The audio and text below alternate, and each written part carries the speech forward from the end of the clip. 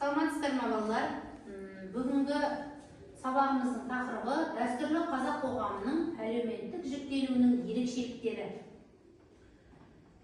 Сабақтың мақсаты қазақ хандығындағы әлеуметтік топтарды жіктеп, қоғамдағы қызметін талдау бүгінгі сабағымыз.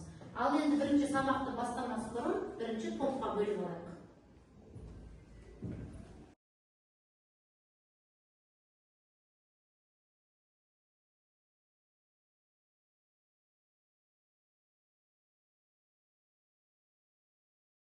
Бірінші топ батырлар тобы болдыңыздар, екінші топ билер тобы, үшінші топ ақсүйектер тобы.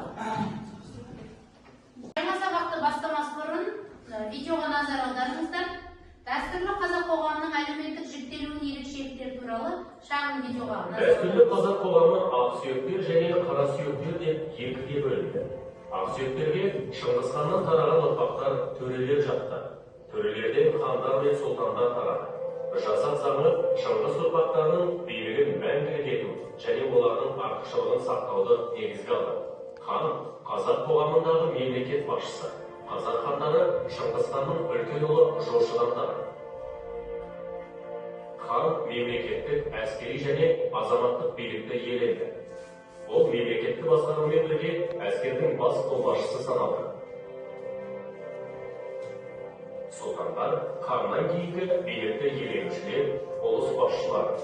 Сұлтандар ханның тірегі саналып, үлкен құрметке ие болды. Олардың арасынан хан сайланды. Сұлтандар жергілікті әкімшілік билікті атқарды. Сондай-ақ олар әскери биліктің де, сот билігінің де тізгінін ұстады.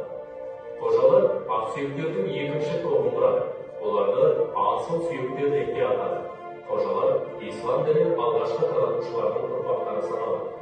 Қожалар ислам дінін насихаттаумен діни оқу-ағарту ісімен айналысты. Билер қазақ қоғамында ерекше рөл атқарған әлеуметтік топ. Олар қоғамдағы аса маңызды лауазым иесі. Белгілі біріншіден, ол артына сай билік құрушы, әкімшілік құқығы бар лауазым иесі. Бұл тұрғыда билер белгілі бір өңірді билеуші тұлға. Екіншіден, билер соғыс жағдайында әскер басы, дипломатиялық, елшілік қызметтерді атқарды. Билер шешендік өнерімен ақтық парасатты билеуші еді. Үшіншіден, билер даладағы сот ісін жүргізуші. Олар әлем құқығының ғана емес, шариғаттың да білгендері.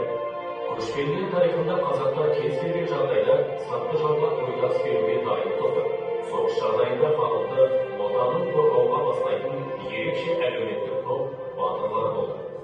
Байлар қазақ қоғамындағы үстем тарту. Қазақ байлары ірі малдарының көптігінен ерекшеленді.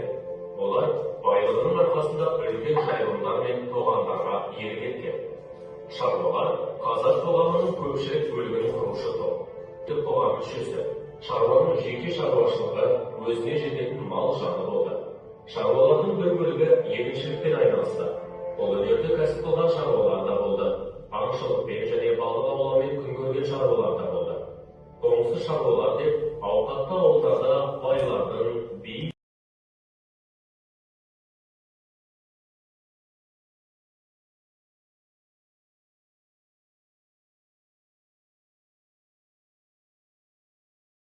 Ал батырлар тобы экранға қараймыз.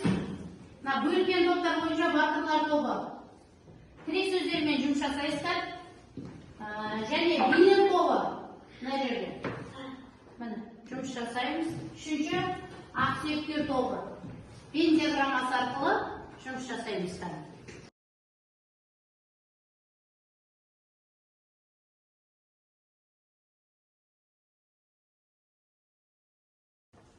15 ғасырда және 18 ғасырдың аралығында қазақ хандығында белгілі иерархия орнады. Яғни қоғамдағы адамдар топ ақсүйек және қарасүйек, яғни қарапайым халықтарға бөлінді. Және олардың өзінің құқықтары, міндеттері әртүрлі ерекше болды. Ақсүйектер, оның арасында ақсүйектер хандарға және сұлтандарға, қожаларға бөлінді. Шыңғыс хан ұрпақтары төрелерді сұлтан деп атады. Олар қазақ қоғамындағы ең ықпалды саяси күш болды. Әбілқайыр хандығының уақытынан бастап Шыңғыс ханның ұрпағы сұлтандардың артықшылығы олар әскери жұмыстан басқа ешқандай қызметтерді атқармады және оларды аға сұлтандар мен хандар ғана соттай алды және олардың ішкі қожалар орталық Азияда ислам дінін таратып, басқа да елдерге ислам дінін таратып жүрді. Және де оларға қарсы тұруға тыйым салынды. Билер билікпен басқарып, ішкі және сыртқы тұрмыстарда араласа алды. Байлар халық арасында ерекше ықпалға, мал-мүлікке ие болған адамдар. Батырлар қазақ қоғамының кәсіпқой әскери адамдары. Ақсақалдар қазақ халқының ең керемет дана адамдары болған. Ол қазақ халқында немесе сарайдың ішінде дау-дамай болып қалса соларды шешіп отыратын дана адамдар болған. Қара халықтар ол сарайдың ішіндегі өздерінің мал шаруашылығымен айналысатын адамдар болған. Және де құлдар, яғни олар сатының ең төменгі бөлігін алды. Олардың біз күңдер және құлдар деп атадық. Олар өзінің жеке құқықтары сақталмады. Яғни олар өздерінің байларына бағынышты болды. Қорытындылай келе өзіміз көріп отқандай 15-18 ғасырларда қазақ қоғамында өзінің әлеуметтік ерекшелігі болды. Әрбір адам өзінің сатысын құрап отырды.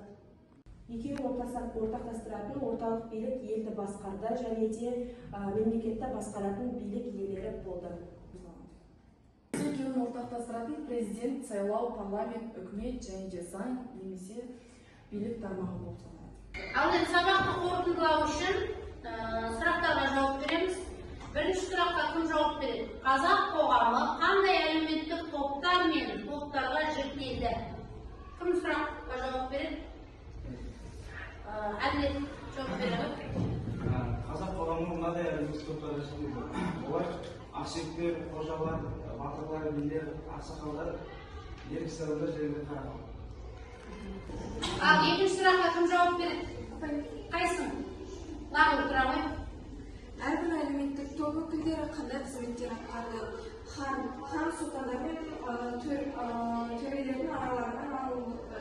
Және де хандардың негізгі жұмысы болып, билікті басқару және де сыртқы саяси мәселелерді шешу болды. Екіншісі билер сот өкілдері болды. Ал сұлтандар болса әскери қызметтерде жұмыс істеді. Батырлар бұл ерекше топтар. Олар соғыстарға қатысып және де оларды жас әскерлерді үйретіп отырды.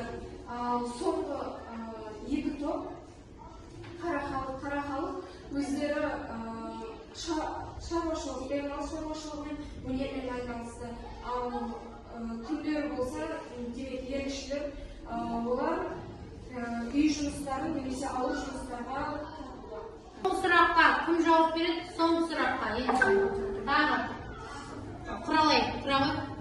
Хандардың би батырлардың басшылық рөлі мен шешімдері қаншалықты маңызды болды? Бізде дәстүрлерде жаңағы би батырлар және халық бұлардың рөлі аса маңызды болды. Өйткені халықтың рөлі жаңағы ел басқарып сыртқы саясатты жаңағы нығайтқан болады. Ал екінші билердің рөлі бұл жаңағы әділ заңдарды қабылдап, әділ шешімге келген. Және де үшінші бұл батырлардың рөлі бұл жаңағы бұл сыртқы жаулардан қорғаған. Яғни осы айта кетсек, жаңағы осы рөлдердің арқасында тікелей әсер еткен. Яғни осы дәстүрлі қазақ қоғамында осы үш жаңағы рөлдің маңызы өте зор болған. Ал енді бүгін үйге тапсырма дәстүрлі қазақ қоғамының әлеуметтік жіктелуінің ерекшеліктерін оқу үйде, қазіргі қазақ қоғамы тақырыбында эссе жазасыздар үйде. Ал сау болыңыздар.